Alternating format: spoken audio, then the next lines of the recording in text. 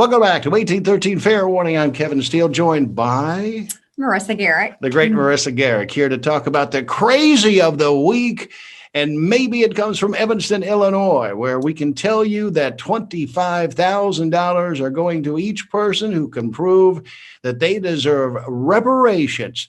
Evanston, Illinois, the first city in America. I allow you to speak on this matter. I allow it. That's crazy to me. I mean, I can think of a lot of things why I would deserve reparations. Yes. So why exactly are they deserving of these reparations? I need to be deserving of reparations. Where's the money coming from? Is this coming from us? Is this our taxpayer money? Is this Illinois' taxpayer money? It comes from the tremendous recreational marijuana world. No, seriously. They literally had recreational marijuana taxes. Well, then I don't contribute to that. So it's not coming from me. $25,000 a piece would go a long way, right? For every person, every African-American person who can say that their family had a link to housing discrimination in Evanston, Illinois between 1919 and 1969 qualifies for $25,000. We talked about reparations for a long time. We're actually now starting to do it.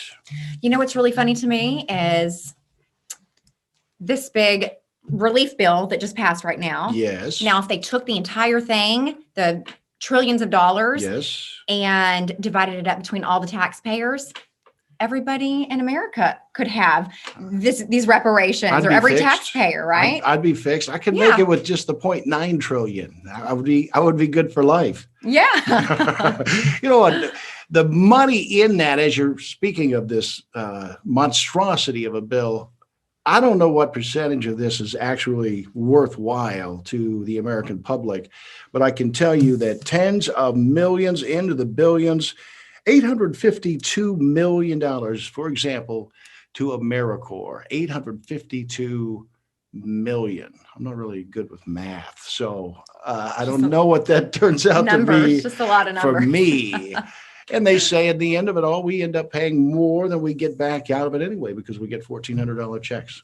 Absolutely. You're okay for the $1,400 check for most people. Exactly. That's maybe a month's worth of rent, and that's about it.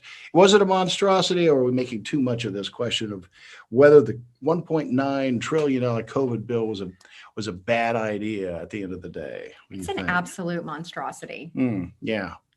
I am prone to exaggeration on occasion, so I didn't want to, but you're telling me that I'm right on track. Absolutely. I think a lot of people will agree with that. There's too much in that bill that is not benefiting the American people whatsoever. There are reports that about literally 1 trillion of the 1.9 trillion will more or less end up expanding leftist programs. There's a San Francisco program, for example, where the homeless people will be given alcohol and marijuana in a program in which they get money as part of this bill. $50 million to Planned Parenthood, about $350 billion to governments to bail out the governments. This annoys me. This gets me hot under the collar, and I'll tell you why. I feel like Texas, we have a rainy day fund, right? We have had a lot of fiscal responsibility in Texas. In California, not so much. I mean, they're going broke. To me, that needs to be divided far more evenly. What annoys you, though? That's what I have to ask. I mean, a lot of it annoys me. I'm always thinking about you first. You know, I'm a gentleman like that. I mean, there's so much of it that annoys me, but is it true that they're going to be giving stimulus checks to people that are in prison? Yes, right. What for? What are they going to need them for? The final part of that bill, did it actually make it through? Did it actually get there? That's what I heard. Federal prisoners, people in prison, would be getting the $1,400. Seems like a monstrosity to me. Guns, new guns bills out there. Does Marissa Garrett have a means of how much ammo? Now, I won't even ask about your guns. I just want to know how much ammo you have. Probably a lot. I feel like any way that I answer that, if I say none, please make sure nobody knows my address. You'll be in trouble. No, you can't answer that one right. So we move on. And we move on with Andrew Cuomo, the illustrious governor of the great state of New York. Cuomo now in hot water. Do you believe the women coming forth saying that they were sexually harassed? One woman says that he forcibly kissed her on the lips.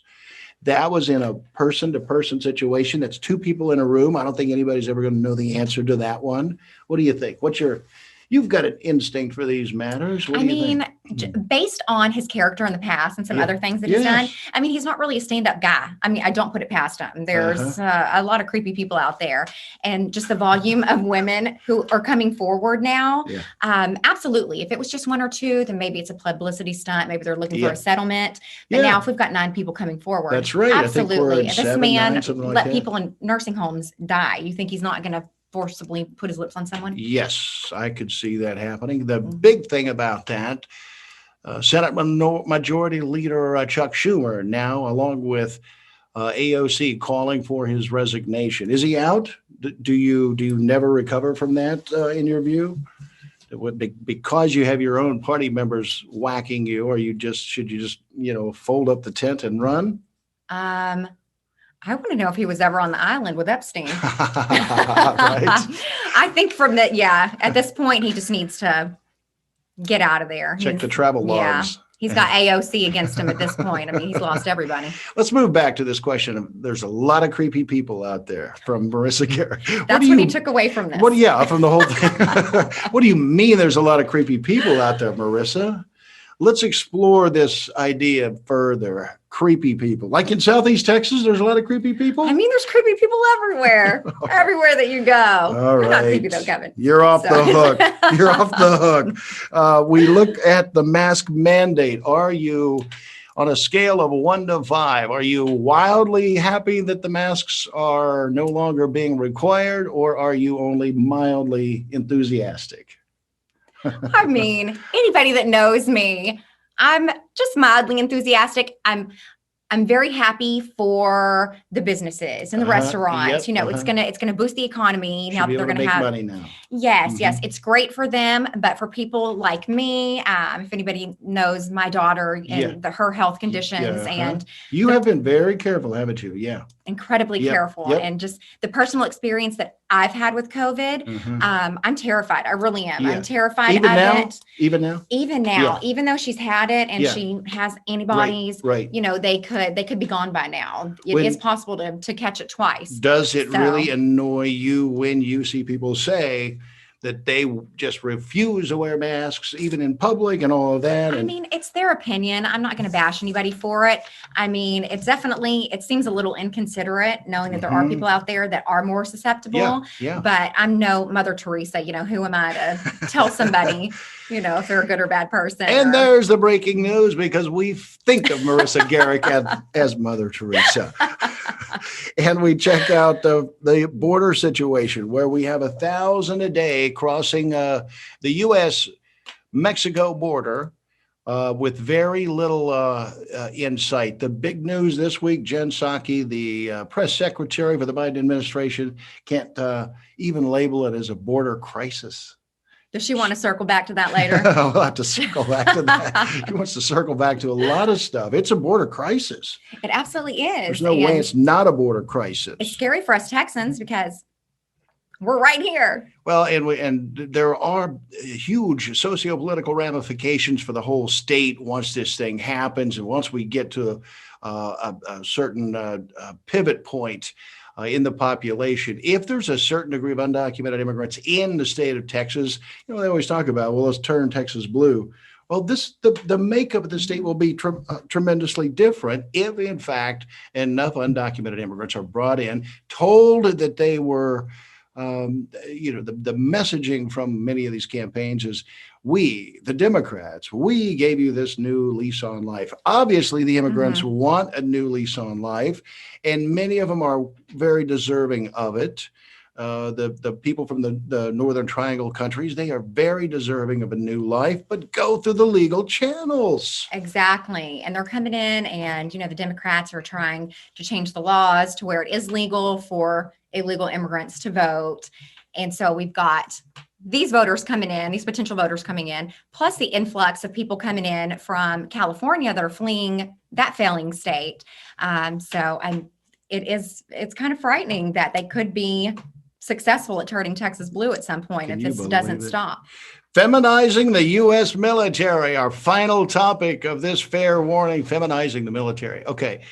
The idea, the concept is that pregnant fighter pilots in the United States military don't need new special maternity flight suits. According to Tucker Carlson of Fox News Channel. What do you think of Tucker? Are you a Tucker fan? I don't really watch a lot of Tucker. Really? I know. I would have thought differently. Mm-mm. He says, and he made comments that have become quite strident in the Pentagon. They are attacking Tucker Carlson for his comments, maybe poo-pooing the idea that, is that a bad word? What are you laughing at? Poo-pooing the idea. I can say poo-poo if I want it. It's my show over here. Am I right? You know what I'm talking about. Feminizing the military was the concept that Tucker Carlson was putting forth. Is it a far too feminized U.S. military in your view, Marissa Garrick? I don't have much of a view on that, honestly. No. Yeah, the military this week under the Biden administration did in fact say that transgender surgery should be financed by the U.S. military. But I don't know if transgender is such a bad thing in the military. Yeah, I feel like if you are going to go and put yourself out there and fight for our country, once again, who am I to say? She's so nice. We've got to find a less nice person next time right here on 1813 Fair Warning. We'll see you then.